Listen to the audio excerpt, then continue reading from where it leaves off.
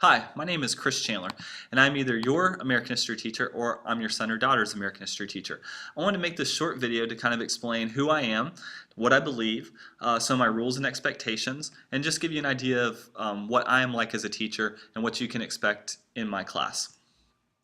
As a teacher, here are some of my core statements of belief. I believe that every student should get the opportunity to be creative and create new things in class. I believe that that's really what impacts student learning, and that students will achieve a lot more if they're able to be creative and to create things in class. I believe that students should work hard. Simple as that. They have to work hard in my class. I believe that I should use class time effectively. So not only should students work hard, I have to work hard to give quality instruction. I believe that students should write a lot. They need to work on writing skills, and I believe that's a necessity. I believe that I'm lucky to teach you or your son or daughter this year, and I believe that I'm not going to waste this opportunity. Here's how my class is set up. This is a year-long course. Students will receive 2 social studies credits for passing these courses.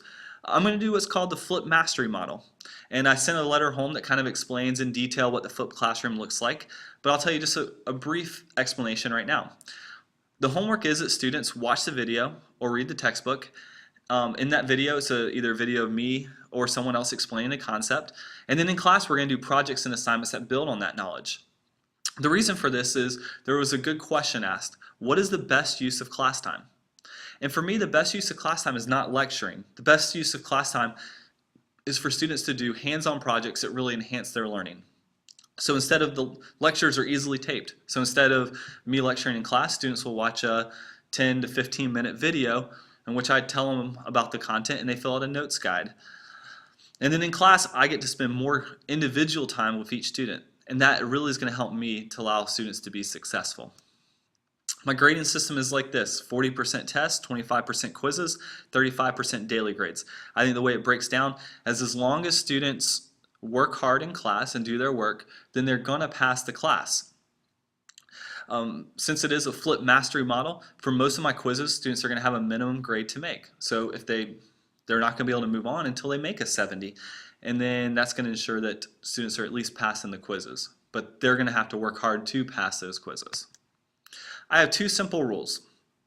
My 2 rules are, 1, for students to show respect. This is a big deal for me.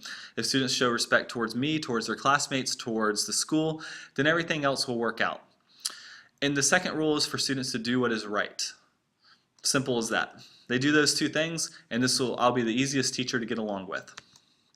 Some of my expectations. I really expect that when I'm talking, that students will pay attention to what I'm saying. I'm not going to talk all class period. In fact, that's the whole idea behind my approach to teaching this year, is I'm not going to talk a lot in class. Instead, I want them working. I want them getting their hands dirty. I want them actually getting into American history and being able to explain it and be able to show that they understand it. I also believe that students will have to sit in class until the bell rings, and then I dismiss the students. So I believe that students should be sitting in their desk until the bell rings. They should be working up until the bell. Now, since we are an iPad class, students are going to have to turn in their iPads about 2 minutes before the bell, and I expect all iPads to be in, and I will check over to make sure all iPads are in so that I can make sure none are stolen. I expect that students are going to do the work. I'm not going to give extra credit, because there's plenty of credit available that's regular credit. So I expect that students will do the work in class. I've said that numerous times. I also believe that students shouldn't be going to the bathroom or the nurse unless it's an emergency. And so for that reason, I'll give students 3 bathroom passes that they can go to the bathroom. No explanation needed.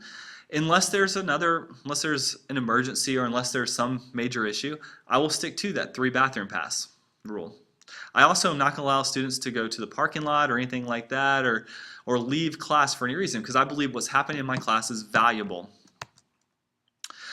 I believe the students should be able to remember their passwords, and so I'm going to give a sheet to the students at the beginning of class. In fact, I probably already gave it to them, in which they're going to write down their usernames and passwords, because that's one thing that can trip up a digital class like mine, is if students don't remember their passwords. I expect that students are going to do the work. There's going to be a lot of work. It's going to be challenging work, but I expect that when students do it, they're going to really understand the material, and they're going to do better on on tests and quizzes. This class does have an end-of-course exam, which counts 20% of their final grade, and so I expect that students are going to work hard so that they have a chance to pass that exam. Some other expectations: I expect that students are going to follow the school dress code.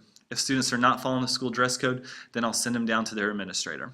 I also expect that students are going to wear their IDs. That's a district policy this year that students and faculty have to wear IDs. I'm actually wearing my ID now. I expect that students will wear IDs every time they come to class, and if they don't, then I'll follow the appropriate discipline.